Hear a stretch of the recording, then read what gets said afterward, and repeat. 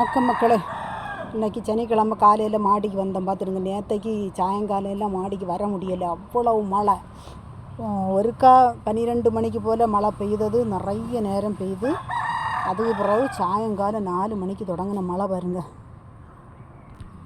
சாயங்காலம் 4 மணிக்கு தொடங்கின மழை 9:30 10 மணி ஆனப்புறம் அந்த மழை தீரலை. பார்த்துருங்க, பூக்களை பற்றியெல்லாம் வாடாமல்லி மாடியில் வந்த பிறகு தான் மாடிக்கு அழகு.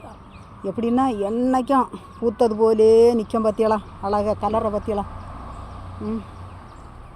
நேற்றைக்கு செடியில் பூக்களெல்லாம் பறிக்க இல்லையா, இங்கே மல்லிகை எல்லாம் விரிஞ்சு நிற்க பற்றியலாம். இது இந்த எல்லாம் பறிச்சுக்கிட்டு எவ்வளோ கிடச்சிருக்குன்னு காட்டுவேன் பாருங்க. வாடாமல்லிக்கு அழகை பற்றியலாம்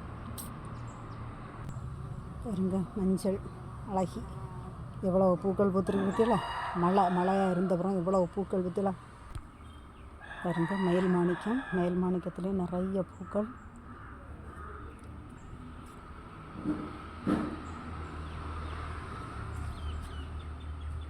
ஓகேங்களா, நேற்றைக்கு மாடிக்கு வரலையா பாருங்க. வாடாமல்லி பூவெல்லாம் விரிஞ்சிருக்கு, வாடாமல்லி கலரில் பார்த்தீங்களா.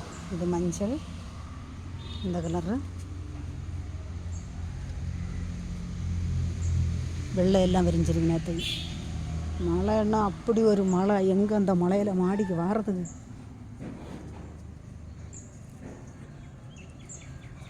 இருங்க, தேங்காய் பூலையும் பூக்கள் விரிய தொடங்கியாச்சு. நிறைய மொட்டுக்கள் வச்சுருக்குன்னு சொன்னேன்னா, இது ஒரு பூ விரிஞ்சிருக்கு, இங்கே ஒரு பூ விரிஞ்சிருக்கு இருங்க.